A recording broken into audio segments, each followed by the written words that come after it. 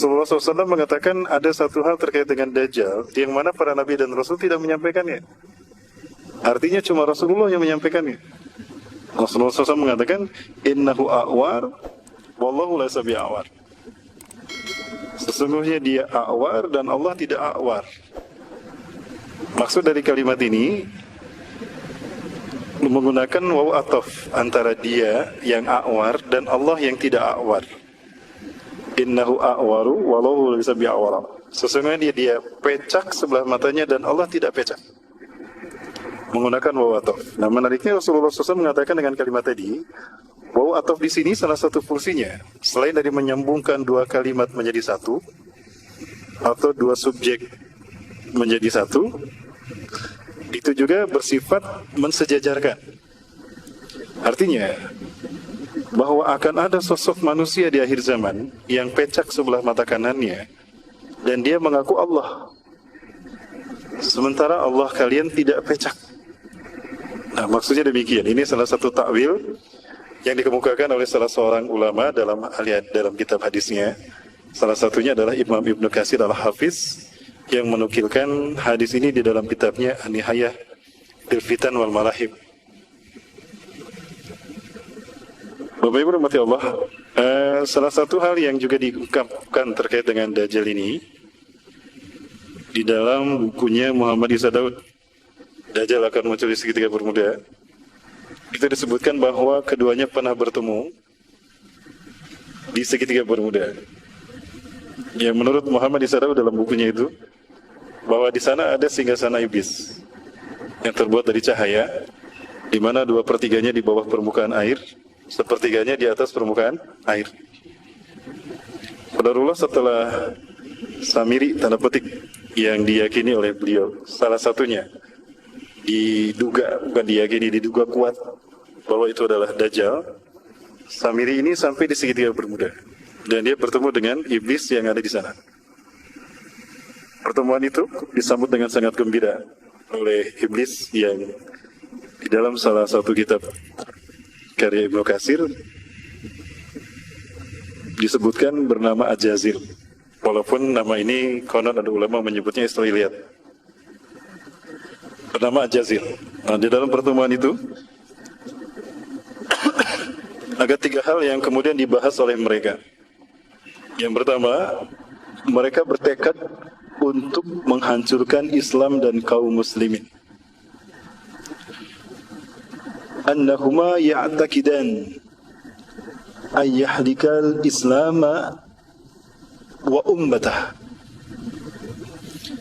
Mereka berkeyakinan dan bertekad untuk menghancurkan Islam dan kaum muslimin. Yang kedua, kedua-duanya bertekad untuk memperburuk citra Allah di hadapan manusia dan mengatakan kalau Allah ini sudah tua renta, makanya banyak berbuat kesalahan. Nah, yang ketiga, menurut klaim mereka, kesepakatan mereka di dalam buku Muhammad Isa Daud ini, Dajjal akan muncul di segitiga bermuda. Dikatakan juga yang ketiga bahwa mereka akan menjadikan bangsa Yahudi sebagai bangsa pilihan. Bangsa pilihan mereka, bukannya umat Islam yang memiliki sifat-sifat buruk. Nah, 3 hal inilah yang kemudian mereka wujudkan melalui agen-agen mereka. Menarik dari apa yang disampaikan tadi oleh Muhammad Isa Daud, Bapak Ibu yang dirahmati Allah, saya mengkaji satu penjelasan di dalam tafsir Ibnu Katsir terkait dengan firman Allah surat Al-A'raf ayat ke-16. Yang ayat ini selalu menjadi kita rujukan, kita jadikan sebagai rujukan ketika kita membahas tentang propaganda iblis dan Dajjal di muka bumi. Di dalam ayat ini yang Bapak Ibu saksikan, terdapat 2 kata atau 2 frase yang saya garis bawahi, 2 jumlah yang saya garis bawahi. Yang pertama kalimat aghwaytani. Yang pertama adalah kitab Aghwaytani. Yang kedua kalimat Siratal Mustaqim. Ya. Nah, yang pertama di dalam ayat surat Al-A'raf ayat ke-16. Di sana ada kalimat A'udzubillahi minasyaitonir rajim. Qala, iblis berkata, "Fabima aghwaytani?"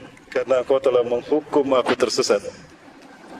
Perbuatanku tidak mau sujud kepada Adam ketika engkau perintahkan kepadaku, engkau hukum sebagai kesesatanku, aku terima. Ya. Kemudian dia mengatakan, la aqudanna lahum siratal mustaqim.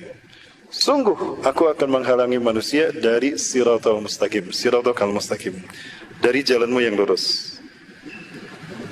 Nah, di dalam ayat atau di dalam salah satu terjemahan yang digunakan oleh beberapa kitab terjemahan Quran hari ini, di sana tertulis kalimat terjemahan dari kalimat aghwaytani, yaitu menyesatkan aku. Dimana kalau kita baca dari awal, iblis menjawab, karena engkau telah menyesatkan aku. Nah, di sana ada kata-kata aghwaytani, menyesatkan aku. Terjemahan ini sekilas bagi saya pribadi ini terkesan ganjil. Karena perbuatan iblis atau iblis tersesat ada yang menyesatkan. Ya, sekali lagi iblis mengatakan, karena engkau telah menyesatkan aku. Dia mengatakan kepada seseorang yang dia telah menyesatkannya. Maka persepsi ini menganggap seolah-olah Allah yang menyesatkan iblis. Nah, ini terjemahan yang menurut saya harus kita perbaiki. Adapun terjemahan yang menurut saya pas adalah ada kalimat, karena engkau telah menghukum saya tersesat. Perbuatanku tidak mau sujud kepada Adam, engkau hukum sebagai kesesatanku, aku terima. Itu kata-kata iblis. Nah, lalu yang kedua, iblis mengatakan, la aqudanna lahum siratal mustaqim. Maka sungguh aku akan menyesatkan mereka dari jalanmu yang lurus. Nah, selama ini kalimat siratal mustaqim memang kita pahami jalan yang lurus. Dari segi bahasa memang itu artinya, tidak salah. Namun dari segi makna, dari segi istilah, apakah itu yang dimaksudkan Ajazil? Sepertinya bukan. Kalau coba kita lihat di dalam Quran surat Ali Imran ayat ke-51. Di dalam ayat itu Allah menjelaskan. Ayatnya Bapak Ibu bisa saksikan di slide. Allah berfirman, a'udzubillahi minasyaitonir rajim. Innallaha rabbi wa rabbukum fa'buduh. Sesungguhnya Allah adalah Tuhanku dan Tuhan kalian. Fa'buduh, maka sembahlah Dia. Hada siratum mustaqim. Inilah jalan yang lurus itu. Nah, berdasarkan ayat ini, kita bisa mendapatkan pemahaman bahwa siratal mustaqim itu adalah menjadikan Allah sebagai satu-satunya Tuhan yang disembah. Kembali kepada ayat Al-A'raf ke-16, surat Al-A'raf ayat ke-16, Allah berfirman mengutip kata-kata Ajazil, iblis. Qala, iblis berkata, fabima aghwaytani, karena engkau telah menghukum aku tersesat, la aqudanna lahum siratal mustaqim. Sungguh, nah di sana ada huruf lam taukid dan nun taukid sakilah. Sungguh aku akan menghalangi mereka dari jalanmu yang lurus. Nah, pertanyaannya, apa arti siratal mustaqim? Apakah maksud dari siratal mustaqim yang dikatakan Ajazil dalam ayat ini? Apakah itu berarti jalan yang lurus? Konkretnya seperti apa? Nah, kalau kita lihat di dalam Quran surat Ali Imran ayat ke-51, Allah menjelaskan arti siratal mustaqim. Di dalam ayat ini Allah berfirman, a'udzubillahi minasyaitonir rajim. Innallaha rabbi wa rabbukum fa'buduh. Sesungguhnya Allah adalah Tuhanku dan Tuhan kalian. Fa'buduh, maka sembahlah Dia. Hada siratum mustaqim. Inilah jalan yang lurus itu. Berdasarkan ayat ini juga ada kata-kata yang sama. Kalau kita buka surat Maryam ayat 36. Persis sama dengan ayat yang tadi, surat Al-Imran ayat 51. Di dalam surat Maryam ayat 36 Allah juga menyatakan, a'udzubillahi minasyaitonir rajim. Wa innallaha rabbi wa rabbukum fa'buduh. Dan sesungguhnya Allah adalah Tuhanku dan Tuhan kalian. Fa'buduh, maka sembahlah Dia. Hada siratul mustaqim. Inilah siratul mustaqim itu. Oh, berarti siratul mustaqim ini mengandung maksud bahwa menjadikan Allah sebagai satu-satunya Tuhan yang disembah. Bisa diistilahkan juga bahwa siratul mustaqim ini adalah tauhid. Berarti selama ini ketika kita sholat, kita meminta kepada Allah, ihdinas siratal mustaqim, tunjukkan aku ke dalam jalanmu yang lurus, maksudnya kepada tauhid. Bimbinglah kami ya Allah, agar kami senantiasa menjadikan Engkau sebagai satu-satunya Tuhan. Tidak mempersekutukan Engkau, dan tidak menjadikan sosok lain sebagai Tuhan. Jadi kalau begitu, apa maksud kata Ajazil ketika dia mengatakan, la aqudanna lahum siratal mustaqim. Sungguh aku akan menghalangi mereka dari jalanmu yang lurus. Ya, bisa juga kita pahami berdasarkan ayat yang tadi bahwa aku akan menjadikan sosok lain yang disembah selain Engkau. akan ada sosok lain yang akan disembah sebagai Tuhan selain daripada engkau. Ini yang namanya metode munasabatil ayah. Metode memahami ayat dengan keterkaitan dengan ayat-ayat yang lain. Karena fungsi satu ayat Al-Quran adalah yubayyinu ba'du ba'dan. Saling menjelaskan yang satu dengan yang lainnya. Jadi Al-Quran ini adalah salah satu sistem makna. Ya, satu sistem nilai. Sehingga ketika salah satu ayat dikufuri, sama dengan mengkufuri ayat yang lain, atau sama dengan mengkufuri semua ayat Al-Quran. Karena adanya keterkaitan antara satu ayat dengan ayat yang lain. Bapak Ibu rahmati Allah, saya ingin bercerita tentang sebuah pengalaman. Ini pengalaman yang dialami oleh seseorang yang dia mengatakan kepada saya sebelum meninggal dunia. Qadarullah, Allah menakdirkan saya bertemu dengan orang ini. Dan saya bertemu dengan anak ini, dengan pemuda ini karena saya dekat dengan ayahnya. Terakhir saya bertemu dengan ayahnya adalah pada tanggal 9 Juni yang lalu. Saya bertemu dengan ayahnya, dan ayahnya ini adalah seorang dosen dari salah satu kampus ternama di Indonesia. Dan ayahnya ini adalah seorang arsitek yang banyak memberikan penguatan kepada saya terkait dengan ceramah saya selama ini terkait dengan hal-hal yang bersifat bau arsitektur. Qadarullah, saya diperkenalkan dengan putra sulungnya, dan putra sulungnya ini sempat saya saksikan mengalami penyakit yang berat sampai meninggal dunia. Nah, apa yang beliau saksikan, apa yang beliau ceritakan, para muslimin yang dirahmati Allah, satu kesaksian dari beliau sendiri, walaupun agak berat untuk menyampaikannya, karena pasti berita ini tidak akan membuat orang mudah percaya. Beliau bukan percaya saja, tapi beliau hakul yakin karena mengalaminya sendiri. Terkait dengan putra sulungnya yang berinisial N.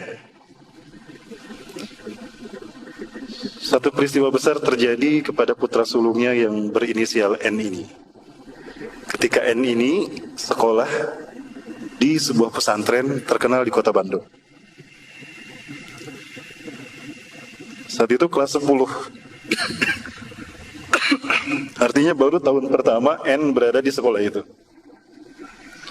Sekali lagi Bapak Ibu kita catat, ini sebetulnya ada pesan tertulisnya tapi ada di HP istri saya, di HP saya. HP-nya ada di istri saya ini. Mana istri saya? Ya. Baik, tapi saya masih hafal ceritanya Bapak Ibu. Nah, ceritanya begini. Suatu saat N ini berkunjung ke rumah A.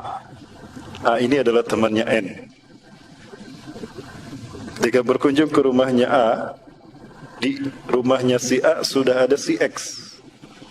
Nah, si X ini adalah anggota dari sekte penyembah Dajjal. Sekali lagi Bapak Ibu. Ya.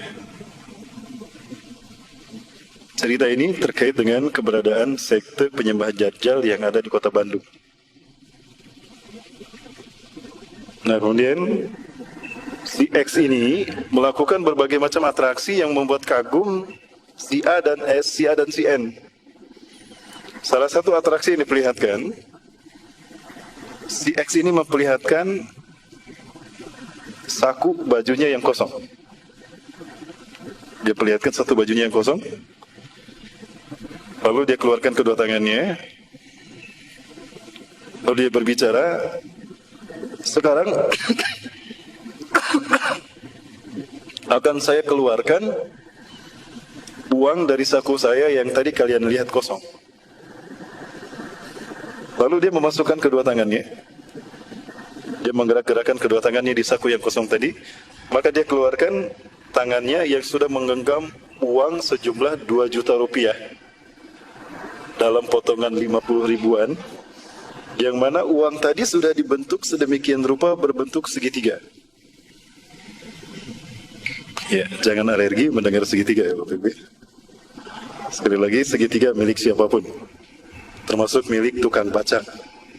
Ya, tukang bacang boleh membentuk bacangnya segitiga dan tidak tersesat dan tidak gagal akidahnya kalau dia membentuk bacang dengan membentuk segitiga. Baik. Hal itu membuat terkejut si A dan si N. Lalu si X berkata kepada keduanya, saya bisa membawa sebuah motor untuk kalian, plus diantar oleh pemiliknya langsung, jika kalian mau. Namun si A dan si N saat itu tidak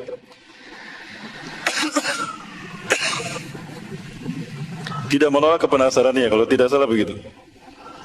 Maka kemudian datanglah orang tadi membawa motornya, dan ini motornya diberikan kepada si X. Itu terjadi. Nah, banyak hal dikemukakan oleh si X kepada si A dan si N yang membuat keduanya tertarik. Nah, lalu si X menawarkan kepada mereka berdua, aku bisa memberikan dan memperlihatkan sesuatu yang lebih daripada ini. Jika kalian sepakat, mari ikut aku akan pertemukan kalian dengan mereka. Nah, ajakan ini ditolak oleh si A. Tapi si N menerimanya, penasaran. Rasa penasaran yang ada dalam hati si N membuat si N tertarik dan ikut kepada si X. Tidak jauh dari pesantrennya ini. Ya, karena rumahnya ada di perumahan yang tidak jauh dari pesantren itu. Ini ceritanya begini, Pak Ustaz. Sekali lagi ya, ini saya sampaikan dari awal, kita mungkin tidak mudah percaya. Tapi demi Allah, orang ini cerita kepada saya langsung, dan saya minta izin kepada beliau untuk menceritakan kisah ini. Dan anaknya sebelum wafat, sebelum sakitnya ini bercerita juga. Dan dia bersumpah demi Allah. Bayangkan Bapak Ibu, ketika si N berada di pesantren sekalipun, tidak lantas dia selamat dari propaganda aliran-aliran sesat seperti ini, yang notabene terkait dengan fitnah Dajjal, yang intinya ingin menyesatkan manusia dari tauhid, dari siratal mustaqim. Kemudian cerita berlanjut. Orang-orang di kiri kanan itu memegang tangan kanan dan tangan kiri si N. Lalu ritual itu dilanjutkan dengan ritual meminum darah aborsi. Nah, ini yang saya sampaikan. Cerita ini disampaikan oleh beberapa orang yang ex pengikut gerakan ini, yang dia sekarang masih hidup. Mereka masih hidup sekarang. Tapi saya yakin mereka dihantui oleh perasaan yang sama dengan apa yang dialami oleh si N. Lama si N berada dalam gerakan tadi, dia merasa berubah. Seolah ada kemampuan supranatural yang dimilikinya. Salah satunya, si N cerita kepada saya sebelum saya meruqyah dia. Ya. Kalau dia bisa mengetahui apa yang akan dilakukan oleh seseorang. Tidak jauh dari tempat kita ini, ada satu peristiwa di mana si N itu bisa mengetahui ada seorang pencuri yang akan mencuri ke sebuah toko di tempat itu. Maka saya berlari kencang. Dengan seketika saya berlari kencang dan sampailah saya menangkap tangan si pencuri tadi. Alhamdulillah pencuri itu tidak jadi mencuri. Tapi dia memegang pisau benda tajam yang lalu dia tusukkan ke tubuh saya. Saya kaget ketika saya menyaksikan tubuh saya kebal, tidak terkena. Walaupun ditusuk, tapi tusukan itu tidak mempan. Menusuk ke perut saya, tapi dia dicabut, kemudian normal kembali. Saya tidak percaya dengan apa yang saya alami, tapi itu yang terjadi. Maka dalam waktu singkat si pencuri ini berjongkok dan meminta ampun kepada saya, kata si N. Orang-orang menyaksikan peristiwa itu, maka si N menyuruh pencuri tadi pergi. Lama berada di kelompok ini, si N gelisah dan dia merasakan tidak nyaman karena selalu dibuntuti.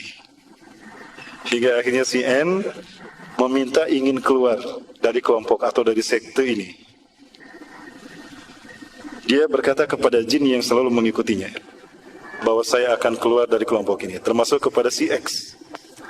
Lalu si X berkata, kamu tidak bisa keluar dari sekte ini. kecuali kamu akan dibunuh oleh pengikut dari sekte ini.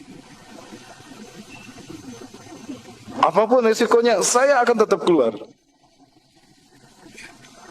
Kamu bisa keluar tanpa dibunuh. Bagaimana caranya? Pakai kalung salib ini. Maka dipakailah kalung salib tadi. Dan dia menyatakan keluar dari kelompok tadi. Lalu Bapak sekalian, kalung salib ini pun dipakai ketika si N ini sekolah di pesantren itu. Terjadilah peristiwa yang membuat dia ketahuan. Apa peristiwanya? Ketika satu pelajaran tertentu, ya apakah pelajaran olahraga, kalau tidak salah pelajaran olahraga saat itu, salibnya keluar. Dan ketika salibnya keluar, ustadznya kaget menyaksikan si N menggunakan salib. Allahu Akbar. Apa yang kamu lakukan? Sini, ini kalung apa? Ini kalung salib. Si N kaget ketika ketahuan dia memakai kalung salib. Maka dipanggillah orang tuanya, dan itu dianggap sebagai sebuah kenakalan. Nah, orang tuanya ini adalah teman saya, yang tadi dikatakan dosen salah satu universitas ternama di Kota Bandung, dan ini seorang arsitek. Maka diperingatkan dan dikasih teguran, si N masih bisa sekolah di pesantren ini. Barulah penafsiran berjalan demi waktu berjalan terus. Dia pun lulus dari dari pesantren ini, dan dia kuliah di ITB. Barulah Allah berhasil memberikan hidayah, maksudnya Allah memberikan hidayah padanya, dan dia berhasil melalui peristiwa. Ringkas cerita, si N ini mengalami sakit parah. Di sela-sela sakit parahnya inilah dia terus terang kepada ayahnya tentang apa yang terjadi. Ketika dia terus terang, dia takut merundukkan pandangannya. Kenapa? Ada sesuatu mengawasi saya. Sesuatu mengawasi saya di jendela, takut. Seekor kelelawar besar. Ayahnya ketika melihat, aku tidak melihat apapun, kata ayahnya. Tapi saat itu ayahnya cerita bahwa di situ merasakan aura yang tidak sedap di ruangan itu. Maka aku, kata ayahnya, maka saya memegang ubun-ubun anakku ini dan aku meruqyahnya. Aku membaca ayat kursi dan trikul, Qul huwallahu ahad, Qul a'udzu birabbil falaq, dan Qul a'udzu birabbin nas. Alhamdulillah dia bisa kembali tenang, lalu dia cerita. Dan inilah yang dia ceritakan, Bapak Ibu. Kisah kalau dia pernah mengikuti sekte penyembah Dajjal yang kerap kali melakukan ritual rutin, yang satu ritualnya adalah meminum darah aborsi. Yang cerita seperti ini bukan satu orang, kepada saya pribadi, demi Allah. Dan saya bisa mempertemukan Bapak dengan orang lain yang sempat bercerita pada saya. Sekarang orang ini sudah hijrah, sekarang bersama-sama kami, bahkan beliau menjadi pemimpin sebuah kajian majelis taklim di Kota Bandung. Bapak Ibu rahmati Allah, ini adalah satu cerita dari sekian banyak orang yang menjadi korban dari peristiwa ini. Ya. Saya sempat dipanggil oleh ayahnya untuk meruqyah si N ini. Saya meruqyah si N, lalu si N cerita kepada saya bertanya pada saya tentang Dajjal, tentang Yesus Kristus, tentang agama Kristen, dan tentang fitnah Dajjal. Saya banyak cerita kepada dia, dan saya tidak menyangka kalau itu pertemuan yang terakhir. Tidak lama penyakitnya makin parah, dan sampai berita kepada saya kalau beliau meninggal dunia. N ini meninggal dunia.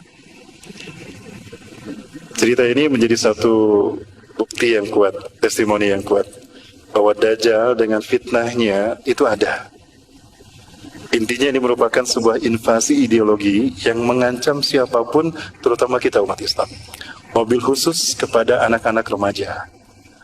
Maka lewat majelis ini, saya berpesan khusus bagi pribadi saya sendiri, dan juga bagi Bapak Ibu jamaah sekalian yang sama-sama hadir, untuk waspada dengan keberadaan sekte ini. Bapak Ibu bisa mempelajari beberapa buku, ya. Waktunya sudah habis. Ada beberapa buku yang Bapak Ibu bisa menemukan kisah ini di dalamnya, tapi versi seorang non-Muslim. Bapak Ibu silakan baca buku Codex Magica.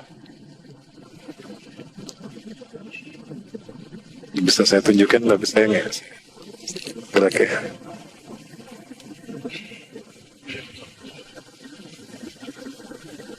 Di dalam buku ini Bapak Ibu bisa menemukan cerita persis seperti apa yang saya sampaikan, tapi versi mereka dari seluruh dunia Bapak Ibu. Bukunya yang ini. Maka Bapak Ibu akan menemukan keberadaan sekte ini dalam ruang lingkup yang lebih luas. Bukan hanya orang-orang Islam, tapi di dalamnya terdapat orang-orang non-Muslim yang lebih banyak. Bahkan Bapak Ibu akan kaget, kita akan kaget melihat bahwa ternyata di antara mereka yang menjadi bagian dari sekte ini adalah para pemimpin negara di seluruh dunia, para elit global, para bankir dunia dari Yahudi, bahkan pejabat-pejabat penting di seluruh dunia. Dan saya mendapati hal ini ada di Indonesia. Ya, ini yang membuat saya kaget. Ini fakta bahwa sistem mereka sudah ada di Indonesia, hatta di kota Bandung, Bapak. Korbannya tadi CN ini. Mudah-mudahan ini menjadi pelajaran berharga bagi kita semua, Bapak sekalian, dan mudah-mudahan Allah SWT membimbing kita untuk tetap istiqomah dengan tauhid kita, tidak tertipu dengan propaganda iblis dan dajjal, dan Allah bisa memperlihatkan kepada kita mana hak dalam wujud hak yang sesungguhnya, dan kita diberikan kekuatan untuk meninggalkan sejauh-jauhnya. Dan kita berharap juga Allah memperlihatkan pada kita kebatilan dalam wujud kebatilan yang sesungguhnya, dan Allah memberikan pada kita kekuatan untuk menjauhinya sejauh-jauhnya. Ya, pelajari sebagaimana pesan Rasulullah SAW, surat Al-Kahfi 10 ayat pertama dan 10 ayat terakhir. Dalam hadis riwayat Imam At-Tirmidzi itu 10 ayat pertama. Dalam riwayat Imam Abu Dawud itu 10 ayat terakhir. Artinya kedua-duanya bagus untuk kita pelajari, kita pahami ayatnya dan kita pahami maknanya, lalu kita amalkan. 10 ayat pertama surat Al-Kahfi ini terkait dengan fitnah Dajjal tempo dulu. Dan kalau kita pelajari makna 10 ayat terakhir surat Al-Kahfi, ini akan terkait dengan fitnah-fitnah Dajjal di zaman kita. Ya, saya tutup dengan hadis Rasulullah SAW. Beliau bersabda, Man qara'a asra ayatin min awali suratil kahfi usima anid Dajjal. Barang siapa yang membaca, tentunya memahami dan mengamalkan 10 ayat pertama surat Al-Kahfi, dalam riwayat Abu Daud 10 ayat terakhir, usima anid Dajjal, dia akan dilindungi, akan terlindung dari fitnah Dajjal.